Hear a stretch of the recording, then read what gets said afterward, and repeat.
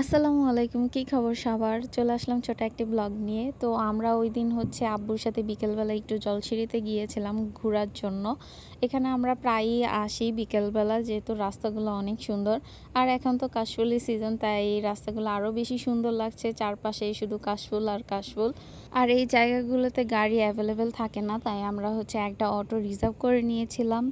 তো আমরা সুন্দর সুন্দর জায়গা দেখে গাড়ি থামিয়ে কিছু পিকচার তুলেছি, ভিডিও করেছি।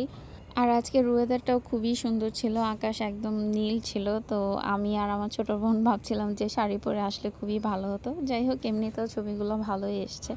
তারপর আমরা চলে গেলাম হচ্ছে একটু খাওয়া দাওয়া করার জন্য।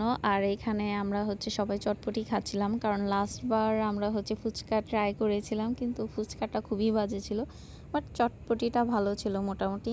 দেন পাশে একটা সুপার শপ ছিল, ওইখানে একটু গেলাম, কিছু কেনাকাটা করলাম। আর সবাই মিলে আইসক্রিম খেতে খেতে বাসায় চলে আসছি।